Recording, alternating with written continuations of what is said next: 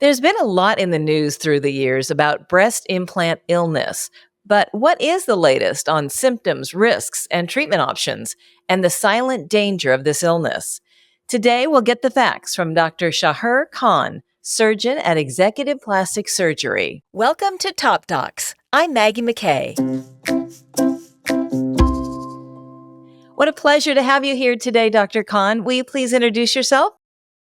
Yes, this is Dr. Shaher Khan. I'm a board certified general surgeon, and I'm also a board certified plastic surgeon, board certified by the American Society of Plastic Surgeons, the one and only board that authenticates and certifies plastic surgeons, given the many aspects of plastic surgery.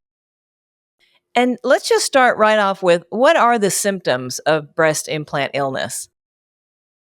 So, breast implant illness is a constellation of sign symptoms that the patients suffer as a direct result of the silicone toxicity. The silicone leaches from both silicone implants and certainly saline implants, and then basically touches all aspects of the human body, all the different organ systems. So, the patients complain of the most common complaint being fatigue, psychological effects from anxiety, depression, believe it or not, suicidal ideations, neck and back pain, for example, problems, changes in vision, hair follicles, and I'm going to go top down. Neck and back pain, like I mentioned earlier, rheumatological joint problems, which are the hallmark features of what is breast implant illness, cardiac issues, arrhythmias, funny heartbeats. You have patients with blood pressure issues. You have patients with GI disturbances, basically endocrine issues, autoimmune issues being very common, along with the many other endocrine issues as well. So as you will see, the many complaints that the patients come in. And one way for me to gauge the symptoms that the patient come in are the breast implant illness symptom questionnaire, where they have a list of 55 symptoms that they check off. For example, vertigo, which is the spinning, or tinnitus, which is the ringing in the ears, amongst the many other signs and symptoms, so that way I can gauge the severity of the illness. And as you will see, there is no imaging modality. There is no lab workup that will diagnose a patient. This is essentially a diagnosis of exclusion, which basically means that the patients, as you will see, they have gone to their primary care doctors and they have ruled out rheumatoid arthritis, lupus, diabetes, thyroid problems, and now all the fingers point towards what would be breast implant illness, because what would be these many symptoms that are affecting a young lady or old with the many symptoms of breast implant illness till proven otherwise. And as you will see, and we get into the detail, it becomes evident with time that when more and more of the workup is negative, more and more of the fingers point towards what is breast implant illness. And Dr. Khan, if somebody thinks they may have breast implant illness, how do they confirm? How do they know for sure? Because that's a long list of symptoms. Yes. So this is someone kind of an extension of the first question. So, for example, someone goes to their primary care doctor and they are complaining of fatigue. You want to make sure that the thyroid levels are good. The joint pain, it's not underlying rheumatoid arthritis. You don't have pseudo gout, for example, or gout, for example. There's two elements of the joint pain. You have rheumatological problems. So you get the GI workup. Sometimes the GI disturbances may be due to, say, a colon mass, for example. So one may end up getting a workup for that, be it young or old. Now, this is ultimately determined by your primary care doctor and your subspecialized doctor. Most of the patients end up going, for example, to an allergy immunologist or to a rheumatologist or GI doctor, for example, or an ophthalmologist. Now, once all those symptoms are ruled out and the patient still continues to complain of these symptoms, then we know with good certainty that it is breast implant illness. Now, ultimately, there is no way to tell. The ultimate way to tell is to remove the implant, the capsule, plus all of that inflamed tissue. And then in the post-operative period, you have well over 90% of the patients that all of a sudden, as dictated by the FDA, they basically reclaim their good health back, and now they're back to feeling better, healthier, more energetic, minus the neck and back pain, the joint problems, and the many symptoms that they came in with. These are young ladies in their mid-20s who take no medication, for example, and they don't have any other illnesses. And this is, by definition, a diagnosis of exclusion. So the goal of the explant surgery is? The goal of the explant surgery is that the entire implant, plus the capsule, plus all of that inflamed tissue that is around that capsule into which there is leaching of the silicone is removed definitively, certainly directly off of the rib or above the muscle, in that case, the fascia of the pectoralis and all associated inflamed tissue. And that when it is removed definitively, it is also checked for lymphoma, which is the breast implant associated anaplastic large cell lymphoma, squamous cell cancer, among other problems that are associated with the capsules, such that post-operatively, one can say, including certainly the surgeon who believes wholeheartedly that breast implant illness exists and that post-operatively the patient is free of the implant, the capsule, and all that inflamed tissue, and the patient now has a post-operative recovery minus these toxins, and ultimately that will yield to a better good health minus the silicon toxicity. So that is the goal, where the surgeon, him or herself, has to accept the fact that the implant is certainly the culprit, but the associated tissue that is around the implant that needs to be removed, which includes the capsule certainly and all that inflamed tissue. And we know this for two reasons. Number one, if you look at the many pathology reports of the capsules that were sent to pathology, you will see the silica, the giant cell reaction, the refractile light, which is the foreign material within the capsule that was picked up on analysis. And most importantly, you will see the many patients that have had incomplete removal of the implant where the capsule was left behind. And only when these patients went back to another surgeon or the same surgeon and the residual capsule was removed, then only do you find these patients bouncing back to a normal state of good health, because all of that silicon in the periphery was removed along with the capsule definitively, which should have been and should be and must be done the first time around. Which brings me to the question, can any plastic surgeon do this removal surgery? So this is a very good question. Now, breast implant illness, in the vast majority of the plastic surgeons, they do not believe that it even exists. So first of all, you have to seek a surgeon who believes that there is such an entity called breast implant illness. Again, as highlighted by the FDA and well accepted, and you look at and listen to the many patients. The second thing is you have to see and ask the patient.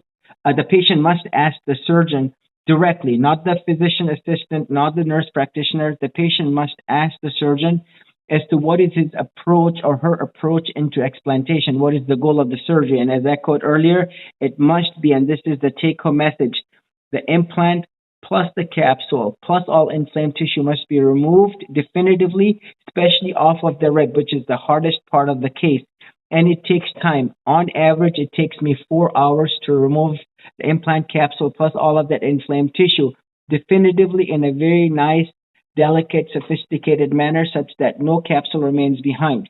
So your surgeon should have a track record in today's world and age, a social media presence where the many other patients are attesting to the fact that the surgeon definitively does indeed believe in breast implant illness and that he is committed to truly removing the whole implant capsule and all that inflamed tissue.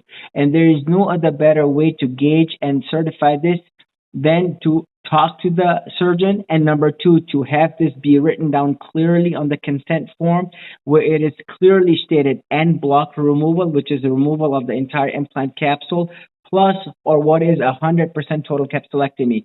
And that is should be dictated and literally spelled out on the consent form.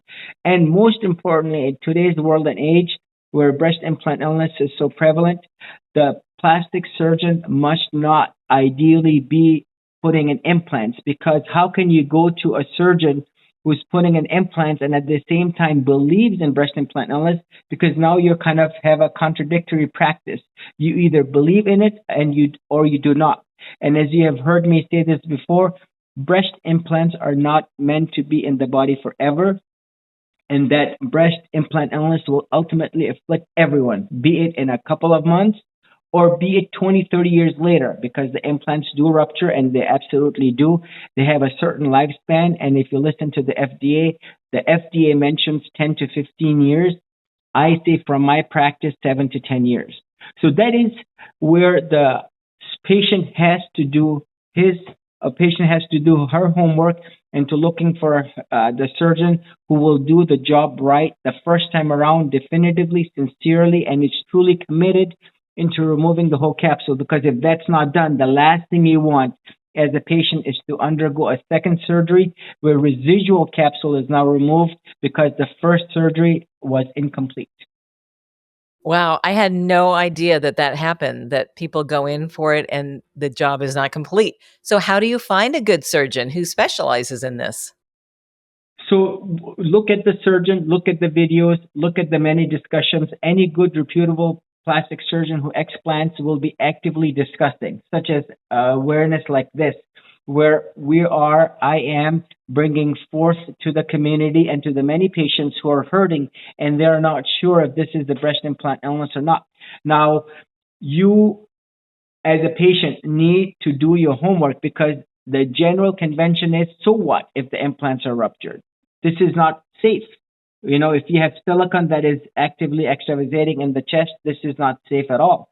I heard this from a patient who sought two plastic surgery consults, and this is what was echoed back to the patient. Vast majority of the patients do not get an MRI looking for a silent rupture. Now, I say this to the patients, don't listen to me. Listen to the FDA. Let's go ahead and highlight what the FDA says.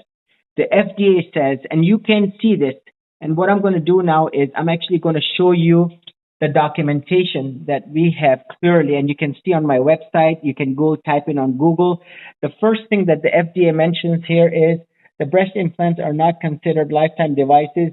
The longer people have them, the greater the chances that they will rupture. Number two, the breast implants have been associated. This is the FDA warning. The breast implants have been associated with the development of cancer of the immune system called breast implant associated anaplastic large cell lymphoma. They have also been associated, as highlighted by the FDA, squamous cell cancer. And the third thing, which is very important, I'm going to read line by line. It says, quote, patients receiving breast implants have reported a variety of systemic symptoms such as joint pain, muscle aches, confusion, chronic fatigue, autoimmune diseases, and others, period. Individual patient risk for developing these symptoms has not been well established, period. Some patients report complete resolution of symptoms when the implants are removed without replacement. So this is a big deal. This warning came out in 21.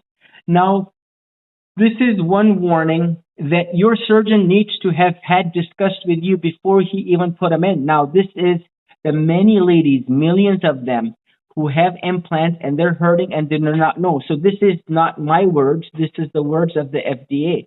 Now, the other thing here is I want to highlight how you pick your surgeon and what is it that you need to do. If I can extend that question, let's go ahead and look at this journal. This is the number one journal that is read on earth by plastic surgeons, which highlights the many studies that are being done. Now let's go ahead and look at the advertisement for Natrel, which is a major manufacturer of implants, exquisite from every angle.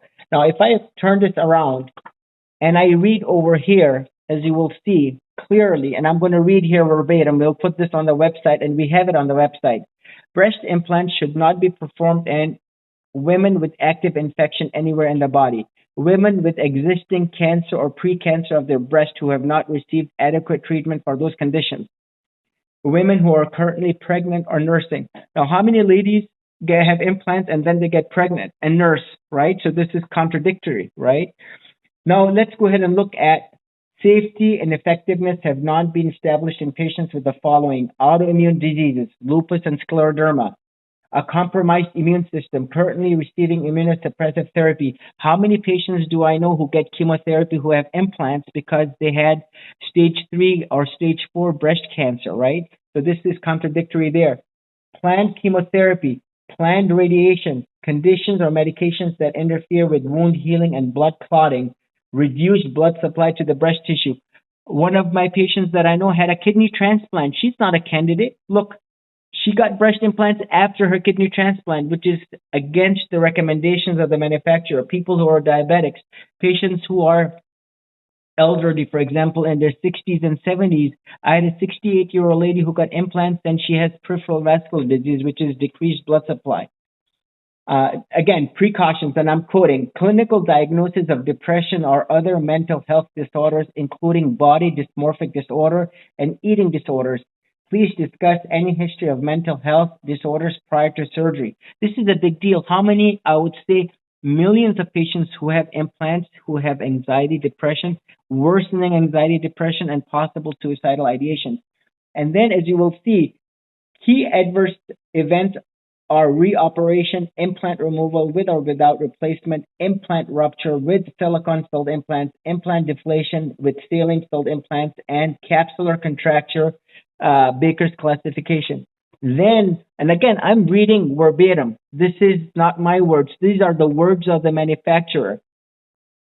Other potential adverse events include uh, quote, asymmetry, breast pain, breast skin sensation changes, capsular calcification, delayed wound healing, hematoma, hypertrophic scarring, scarring implant extrusion, implant malposition, implant palpability, visibility, infection, nipple complications, redness, seroma, swelling, tissue skin necrosis, wrinkling, and rippling. Now, this is one implant. Now, this is a very nice, commonly used implant that's used. Now, if you look at another manufacturer, which is Mentor, which is the number one manufacturer, if you look at their advertisement, again, in the journal that we read, at the back, they write down natural feel. I put down danger, as you can see sarcastically. If you look at their instructions, they highlight the same problems that they're not meant to be in the body forever. They're associated with lymphoma and squamous cell cancer, that you have complete resolution. And then they mention over here, quote, the most common complications for breast augmentation with memory gel implants include any reoperation, capsular contracture, nipple sensation changes, and implant removal with or without replacement. And then they mention, quote, the health consequences of a ruptured silicone implant have not been fully established, period. MRI screenings are recommended 3 years after initial implant surgery and then every 2 years after to detect silent rupture. Now, whatever I just read in the last few minutes, 3 to 5 minutes, you can see, look, the FDA is raising this awareness. Lymphoma, they're not meant to be in the body forever, and you have all these problems that I mentioned, fatigue, joint pain. Then you have the manufacturers highlighting all these problems. And remember, if a young lady in her 20s, for example, 22, she gets implants, and the average on life span is 10, 15 years, let's say 10 years. She's going to, in her lifetime, at least have 6 surgeries, along with potentially all these other complications. So my take-home message to you is this. Do not listen to me. Listen to what the FDA is saying. Listen to what the manufacturer, Mentor, and Allergan are saying. And most importantly, listen to the many patients, the many celebrities, the many other hundreds of thousands of patients who are hurting. And when they do explant, you can see they, in vast majority, well over 90%, regain their life, their health back, and their quality of life, where they're free of the pain, the chest pain, and amongst the many other problems, including a rupture. I did a case where a lady had a rupture 5 years into her augmentation. And the point I'm trying to make here is you don't want to get a device that is replete with problems. Yes, you may have a nice initial, quote, good period where you will enjoy the benefits of augmentation, but ultimately there is a big hefty price that you might have to pay with a silicone rupture, pain amongst cancer, death. People have died from this lymphoma. So and the other sad part about this lymphoma is it is underreported because not everyone is checking for it. So the the medical community, the plastic surgery community has been alerted by the FDA. Be on the lookout because these numbers are a lot higher than what they're reported to be. Wow. And Dr. Khan, what is recovery like? So recovery is basically majority of the times the implants are placed below the muscle. And what that means is because the dissection is done underneath the muscle directly on top of the rib, you're looking at approximately 6 weeks. of recovery before you gently start working out. Now, majority of my patients do not have a drain. I do not do a lift because that is too invasive of surgery at the time where the explant, which takes 4 hours to do.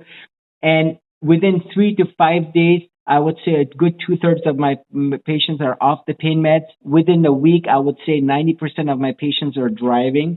If they have a desk job, they're back to work. I would say a vast majority of them at week 3. Now, if someone is an ICU nurse, for example, where she has to lift 200-pound patients, she has to use all her upper extremity muscles. I wouldn't recommend that she go back at least till 8 or 10 weeks because I don't want her to go back and remember the area underneath the muscle where it's resting and settling. You don't want her to be overly exerting and potentially hurt herself or cause problems.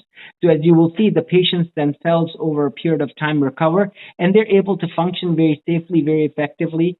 As you can see, let's say if I did operate on a patient today, she could be back at her work at 3 weeks easily if she has a desk job. And you say you don't do lifts while you're doing the explant because it's too much. Do women need to come back for a lift? And what do you say to them when they ask you if they're going to look good after a surgery? Right, that's a very good question. Remember, these are the same ladies that were very concerned about how they look. Now, remember, majority of the times, as you just saw from the complications, patients have malposition of the implant. They have potential rupture, capsular contracture. It's not the same. They bottom out and down, meaning the implants are so heavy that they literally break through the muscle. So what happens is it just the explant procedure in itself. When I do it, from my experience, a good number of the patients, 80% of them, do not need a lift at all. Now remember, I'm at the level of the rib, if you will, the basement of the house. That's where I'm doing the surgery. The entire lift operation is done at the roof level, which is a separate surgery in itself. Yes, certainly it's the same area, but the lift surgery is at the level of the nipple areola. Now, you don't want to do, number one, unnecessary surgery where you're doing a lift, and look, 80% of my patients don't need one. Number two, you don't want to be doing a surgery where the patient is on the operating room table more than the 4 hours because the lift in itself can be a 3 hour operation. Because remember, it's a lot of cutting around the nipple areola, and then what you are left with is the lollipop anchor incision, and you don't want to be prolonging the patient on the OR table, the risk for clot, bleeding, infection, anesthesia issues, among others. Now, some patients certainly do require, if they have an 800 cc implant and they have, for example, a lot of redundant skin given their age, that's 65. Those patients certainly you can tell, but the vast majority of the patients in their 20s, 30s, 40s, even 50s, as you will see if you go to my private breast implant illness support group page and even the public one you will see on my website, a lot of patients are actually very happy, minus the many risks associated with the cutting around the nipple areola, including the decreased sensation, nipple skin necrosis, where initially looks good, where the lift was done, but then a few months later, you see the nipple areola points upward because the skin retracted or the breast tissue retracted. And it Wow. is not advised to do surgery on an area such as the breast where there is a lot of inflammation present from the silicone toxicity. And a surgery, like I mentioned earlier, that may not be even required. Dr. Khan, is there anything else you'd like to add about breast implant illness that we should know? So we want to, let's look at the facts. So we looked at hard facts from the FDA. We looked at hard facts from the manufacturers. Most importantly, look at what the celebrities and the patients are saying on the many Facebook group pages and how they have improved. Look, you're hearing the manufacturers complete resolution, right? So this is the telling you that's the complete resolution. Now, if you look at the history of breast implant illness, 1992 silicone implants were banned, the older generation, for the same reason, because the silicon toxicity. Now we're seeing the history repeat itself. The many ladies are now talking. They're saying, well, I'm not better. My patient's putting me on psych meds. I have chest pain. My patient is giving me pain medications. That's like a Band-Aid phenomenon, right? No, you have to correct the root underlying cause of the problem. You look at the pathology. You look at the patients. You will see that the history is repeating itself with an open mind. You talk to your surgeon, you want to get the definitive surgery. If I believed in breast implant illness 99% and I did not believe in breast implant illness 1%, I would be augmenting because it is what is the number one plastic surgery procedure because of the financial reward. In 1 hour, you can put in two sets, basically a set of implants, and it doesn't take much to put in two implants, a set of implants on a patient. It is a lot harder to remove. And once it's removed, as you will see, how I do it, the Khan procedure without the need for a lift, without the need for the drains, what is twilight anesthesia. Number four, I send the capsules off to pathology to rule out the lymphoma, malignancy, any problems. Number five, I take cultures for aerobic, anaerobic, and fungal. I take pictures and videos of the chest showing complete removal, so there's complete transparency. And last but not least, you will have the implants back so you can see what was inside your body and that you have mental and psychological closure as to the bad, i.e., implants that were inside your body so that you can see the ruptured implant and you can see what was the status of the implant when it came out. That's a lot of valuable resources, Dr. Khan. I'm sure it is so helpful to your patients to be able to talk to other patients. And like you said, they need to do their homework. So, again, thank you for sharing your expertise with us and getting us up to date on this topic because there's a lot of new information that I'm sure many people don't know. So, if someone would like to find out more or make an appointment with you, where would they go? Yes, I request my listeners and viewers to please go to executiveplasticsurgeon.com. You can certainly join and highly recommend it, the private breast implant illness support group page by Dr. Khan. You can go to my YouTube channel, Executive Plastic Surgeon. You can go to my Twitter, also my TikTok and my Instagram account, and you will have a whole resource of connections through my main webpage, executiveplasticsurgeon.com, so you can connect in a very safe environment with the many other patients and learn about what is breast implant illness. Thank you so much again. That is Dr. Shaher Khan.